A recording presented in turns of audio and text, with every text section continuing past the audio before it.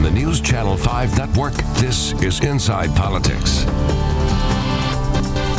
Hello, everyone. I'm NewsChannel 5's political analyst, Pat Nolan. Welcome to Inside Politics. Whether you like President Donald Trump or not, he's been a dominant personality ever since he became a candidate back in 2015. Now there's a new book out where Donald Trump shares the ultimate top billing. The book is entitled God and Donald Trump. The author is Stephen Strang, and he's our guest on Inside Politics. Mr. Strang, thank you so much for coming on the show. Well, thank you. It's a privilege. What is your relationship with the president? How well do you know him? Well, I interviewed him once. It was during the election, and we ran it in Charisma magazine, which I publish. And I went up to the election night party in New York City, went to the inauguration. And so when I thought that there should be a book written, instead of assigning it to a writer as would normally happen, because I'm a book publisher, I thought I want to write this myself, because I felt that there were some things that needed to be put on the record. And basically that is that there's a spiritual aspect to what happened, which is not usually part of our debate in America. And that's why the book you decided to write was about God and Donald Trump, that particular topic? Well, that's right, because you know, Hillary Clinton wrote a book that said what happened, and I like to say my book answers the question, and that is that a lot of Americans were very concerned about the direction of this country, and they prayed. Now, from what you've learned and wrote in the book, one interview doesn't seem to have a very in-depth relationship with the president, but what do you understand is the relationship between the president and the Almighty? Well, the book explores, you know, how he was brought up as a Presbyterian.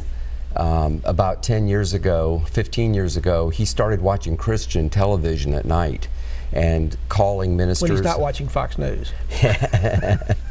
Well, this was a few years ago. But he was obviously interested in spiritual things. He has surrounded himself with Christian leaders again and again. He allows them to pray for him with laying on of hands. Now, this is something that's not even common in a lot of churches, and secular people don't understand at all, but he seems to like it. He seems to have gravitated. And for those of us who are Christians who are concerned about certain issues like religious freedom and persecution of Christians in the Middle East, he's become our champion. He's taken up these causes, and we think he's done a great job. Is Donald Trump a Christian himself? Well, in the book I don't say that he is, but I do quote a couple of ministers who say that they have prayed with him to accept Christ. He doesn't seem to attend church on a regular basis. How does he live out or act out his faith? Well, I think he acts out his faith by the policies that he's doing. You know, he's practicing what he preaches in a way. A lot of presidents haven't gone to church regularly. You know, they're a little bit busy.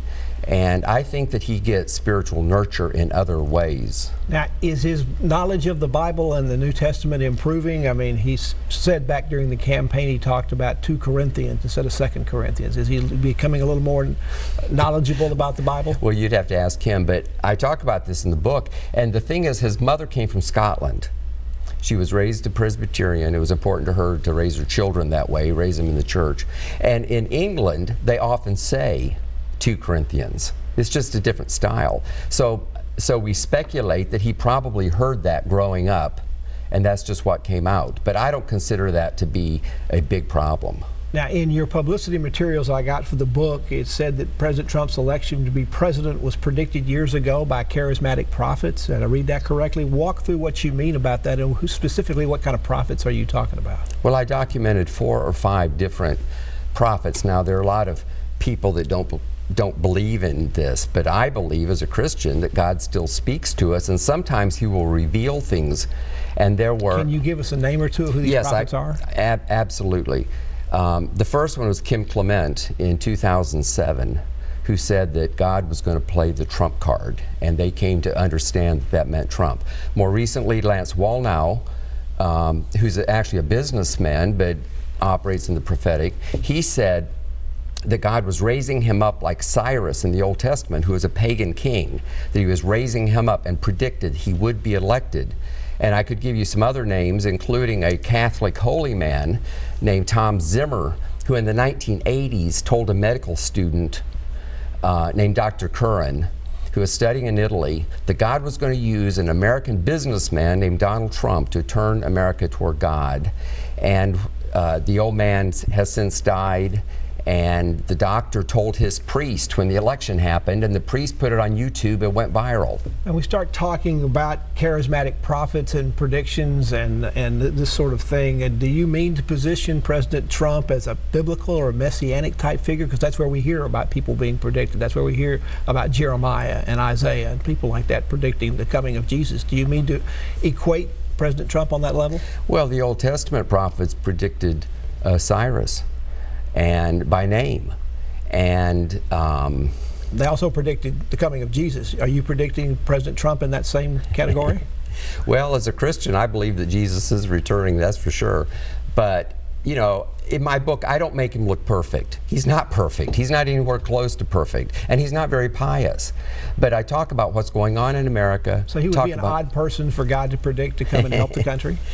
No, he's not an odd person. He's probably the one person who could stand up to all the nonsense that's going on and try to make some shifts. Some of them are things that are, you know, very important to Christians. Other things are just things that are important to Americans at large. So Donald Trump was selected or raised up by God to lead the nation through a time of crisis. What crisis is that specifically? It's the way our culture is going. It's becoming more and more godless, more and more immoral. You know, as a Christian, I believe that. But there would be those that say Donald Trump participates in a lot of that immorality and problems. So yes. He'd be an odd person for God to pick, would he not? Listen, God has always used imperfect leaders. Look at Moses or David or St. Paul. They were all very, very imperfect. And also as Christians, we believe in redemption. We believe that people can change. And I believe in the last 10 years, he's cleaned up his act. And I don't think he's doing all those things now. But also the standard. When did we hold any of our presidents to the same kind of standard? We didn't. You know, was Nixon holy? You know, what about LBJ? I mean, we could go right down the line.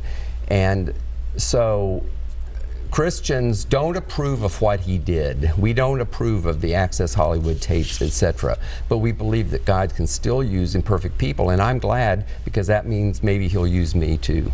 Stephen Strang's our guest. He's the author of a book called God and Donald Trump. Back to continue our conversation with the author after this break.